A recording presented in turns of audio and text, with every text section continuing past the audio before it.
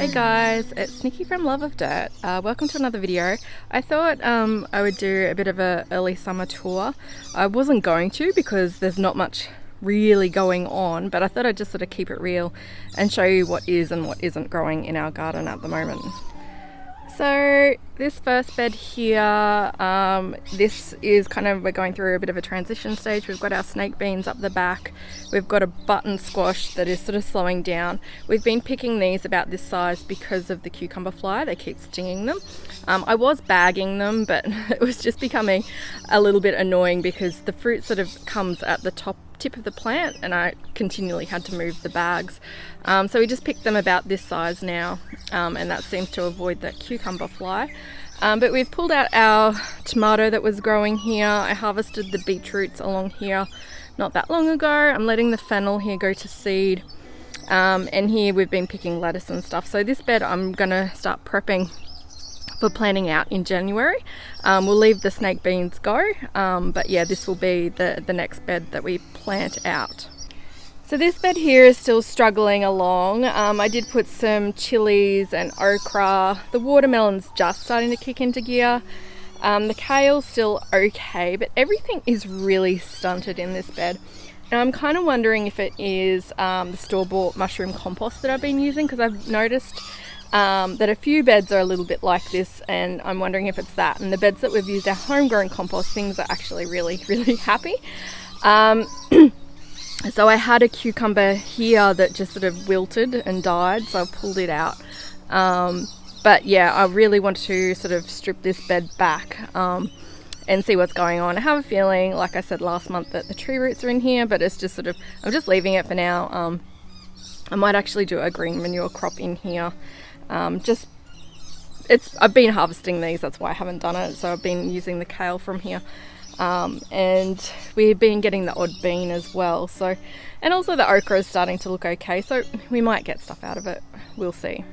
So the bed that we planted out in early November, it's now sort of mid-December here, is kicking along here. I mentioned last month that I haven't seen any of the cucamelons. Normally I don't sow seeds because they just come up, but here they all are. There's like a bazillion coming up in here. I am going to relocate them because I don't want them in here, because we do have that root knot nematode and they love the cucamelons, and I just want to take away their food source until they're under control. But we do have the worm tower in there. I need to sort of build it up again because the holes are exposed, so it's putting light in there, which is not what they would like. Beans are starting to kick into gear. We do have Hungarian wax in here, and we have a eggplant which is getting attacked by those flea beetles, so I've just been crushing them as I've seen them, but the plant seems to be holding up pretty well. And our Suyo long cucumbers, I missed this one. It's huge. But yeah, they're doing pretty well here now. Now I don't do this very often, and that is clear out an entire bed.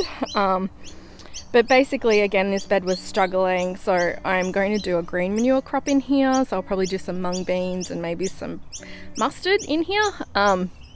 So I haven't started that, I've just cleared it all out. I've let the chickens scratch around in there and get rid of the snails. That's how we sort of manage our snails, is to let the chickens go in and they get all of the native cockroaches and beetles and beetle larvae, and yeah, it seems to sort of work really well for keeping the in-ground bugs that sort of eat our plants in check. So yeah, I'll probably do a video on that when I actually get around to doing it. I'm thinking I probably won't do it until after Christmas, but we shall see.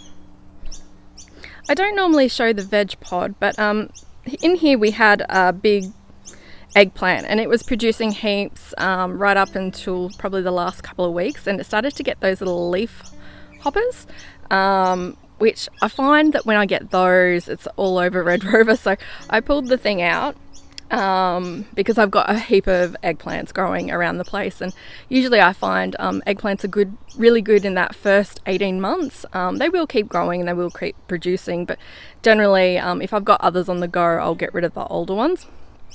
But we've got some really happy capsicums in here. We've got the Corno de Toro here, and we've also got a heap of jalapenos, which we did a huge harvest of the other day. I normally don't like harvesting everything all at once, just because I'm not a big fan of being in the kitchen. So I usually just pick what we need when we need it, but there were a lot there, so I'll do a pickle or something for my husband. He loves that. But yeah, I have planted out these seedlings in here. They are quite small. I wouldn't normally plant them out that small, but we are going away, so I just wanted one less thing to take care of. Usually if they're in the bed and they're well established before we go away, they seem to do a little bit better than if they're in the greenhouse. So, and people forget to water things in the greenhouse, and it's one less thing that we have to ask people who are coming to look after the garden for us to do. So I've taken off the net off these just temporarily so my husband could mow here because the grass was going nuts. As you can see, it's all in my greenhouse. I'm going to have to get in there and clean it out. We did have crushed granite here, but this grass is just so invasive, it's just going to take over. But this is the end of these tomatoes. So these were all of the determinate varieties that I didn't need to stake, except for this one here, which is the pink Thai egg. It actually has sprouted new growth. It was done, I harvested tons of tomatoes off it, and it had done its dash, and then it sprouted a new shoot and it's flowering again, so I'm going to leave it. It's happy. The others are definitely finishing off. I'm sort of picking 1 or 2 tomatoes every couple of days, which is kind of enough for us with the amount of plants that we've got. But yeah, it's definitely not tomato season for us now. We will start sowing a lot of our seeds in a couple of weeks for when we really ramp up our tomato growing season. So I might have gone a little bit overboard with sprinkling of the seeds in aquaponics. This is all rocket. I literally just got one of the drying stems and I just popped it on here and they've just all come up. This one here is I've just been sprinkling lettuce seeds in here, so I've got a couple of different varieties. I think these are the little gems. That's the oak leaf, and I've got some actual cos over there. But in here we've also got our loofah starting to kick into gear, and that is obviously a brassica. That's a pack choice, so I'm just sort of letting the seeds drop in for that.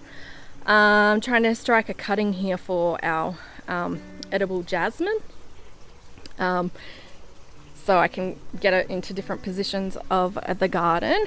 I still haven't managed to deal with the celery situation, so we have been harvesting this fresh. I've got heaps in the freezer as well, so I need to sort of get in and just get it all out so I can plant this out better. We're a little bit over celery. I probably could juice it, but I'm not really a huge celery juice fan.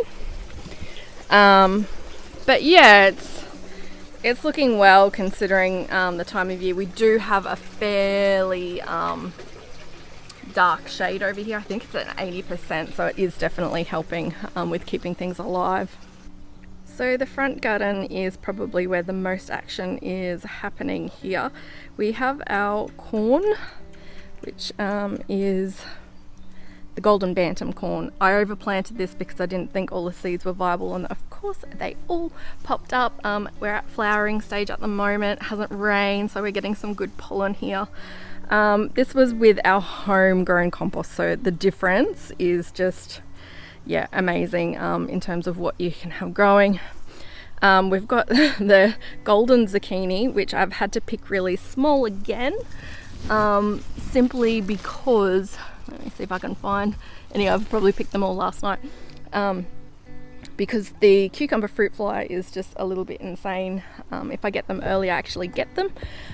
But yeah, it's so big I can't net it. It's overflowing out here. It's going the other way as well. But yeah, it's pretty happy in there. We do have some other things that aren't growing as well in there because of the zucchini. So I've got some okra. Just because I haven't had a really good zucchini growing in ages because of our situation with the compost. So yeah, it makes a huge difference. So I did actually trim this back yesterday to give a bit of airflow in here, but we do have eggplant, and there's some beetroots down there, and we've got a ton of beans and some chilies. So these are just the cayenne chilies down in here. They've been protected pretty well from the fruit flies because they're kind of hiding. So that's that bed. These things here I actually transplanted from the aquaponics when we cleared out those first beds, and they're actually kicked into gear. I've also been putting sweet potato slips in here because I want that to be a full-on sweet potato bed. So it's pretty happy. My other sweet potato bed is just really kicking off. Now this bed here is one that I planted out, I think last weekend. I'll just take the net off. This is just a veg pod cover. So yeah, I've just planted out some capsicums and basil. I've got a tomato. I need to put a stake or something to support it. That's a tropic tomato. I've chucked in some seeds, bean seeds, which are just sort of starting to pop up. These ones are the Royal Burgundy beans, which I do prefer growing coloured beans because they are much easier to find when I'm looking for them. So yeah, that's that bed that's just been planted. So at the back of this little garden, I do have a little bit of a flower bed, but slash pumpkin patch slash rosellas. So I've got rosellas on the edges, and then the pumpkins, which I'm going to try and just let them sprawl. But in the middle we've got a bunch of flowers. So I've got a bunch of zinnias and cosmos, and at the back along there is some sunflowers. So I'm kind of hoping that that fills that space nicely. Eventually we will put some raised beds in here, but until budget permits, this is what we're doing. It works pretty well, particularly this time of year. So the goal is for autumn to really have extra beds here. Not sure if I mentioned this when I set up this garden, but I have planted some comfrey and some yarrow next to my compost bin. So I'm just sort of ripping off leaves of these and throwing them in the compost every now and then. They're basically accumulators. They bring in nutrients from deep down because they have the big long tap roots. And they accumulate it in your leaves, and you can add it to your compost to give them a bit of a boost. So that's why we've planted those there. And they're pretty resilient. So when I do lift this compost bin up, because it is buried quite deep, they won't be affected like some plants will. So this area is kind of neglected, but it is where we're getting a lot of our cherry tomatoes. So a few of them sort of died when we got a lot of that rain, but we've still got a fair few sort of pumping out here. I pick them when they just sort of start to turn and take them inside. Otherwise they would get stung pretty badly by the fruit fly. I was bagging them, but then I got a little bit slack. And what was happening was the shield bugs were getting inside and then just doing as much damage as the fruit flies anyway. So I just decided to just cut those losses, and I'll just let it sprawl and pick when I need it. Just making sure to pick up any fruit. I do have some zucchinis over there. Again, they're getting hammered by the cucumber fly, so I've just been picking them quite small. I've got some dark opal basil here, but and some broccoli still going. That one's actually not too bad. I might actually come and pick that.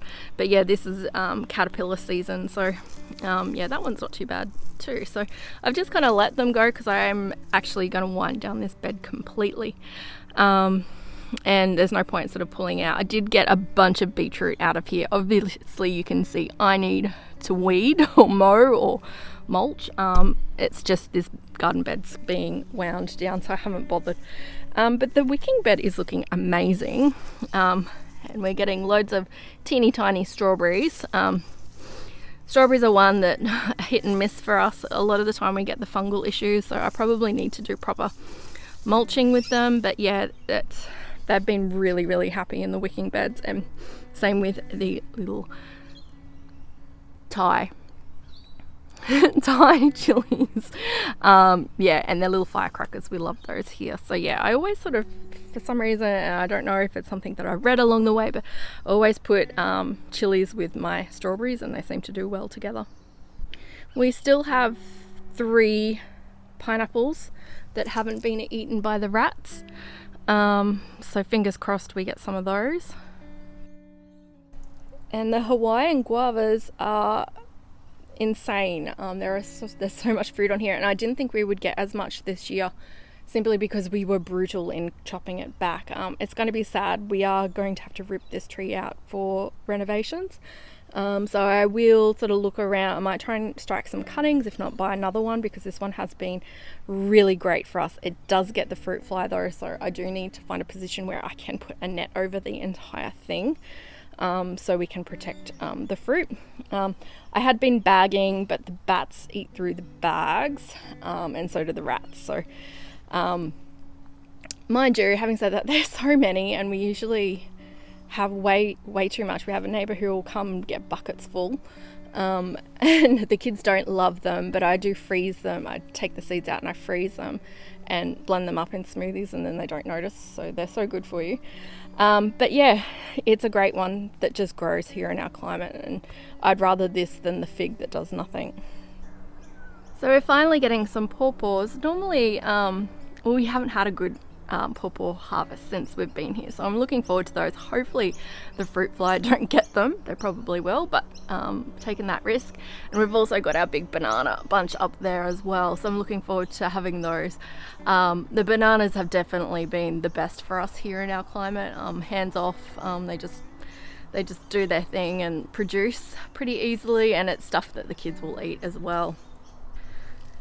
Our coffee bean has finally kicked into gear. It's only taken 5 years for it to get happy. Yeah, so we have got an absolute bumper crop of coffee cherries. Hopefully we'll get them before the birds do. I'm not sure how much it's going to be, but I will sort of document that process. Processing coffee beans to make actual ground coffee is a bit of a process. It's very labor intensive. It's a lot of hard work. You do really appreciate your cup of coffee after doing it, but it's kind of a bit of fun. So I've got two different varieties of coffee bean. This is a hybrid, I think it's a K7, and this one here is the Arabica. And the main difference I've noticed between the two is this K7 started producing way earlier. It's always produced, but the cherries, when you pick them when they're ripe, they have less flesh around them, which is great if you're just harvesting for beans. But the Arabica ones, they actually have more flesh around them, so you can they're actually really sweet and nice to eat. You've just obviously got to spit out the coffee bean. But yeah, they're actually nice if you sort of want a little bit of extra from your garden. Thanks so much for watching. I hope you enjoyed this quick tour of our garden in the beginning of summer. Videos will be a little bit limited over the school holidays as I sort of wrangle children, but I'll try my best to keep going with uploading regular videos. So if you haven't already, please give us a thumbs up and make sure you hit the subscribe button, and I'll see you guys next time.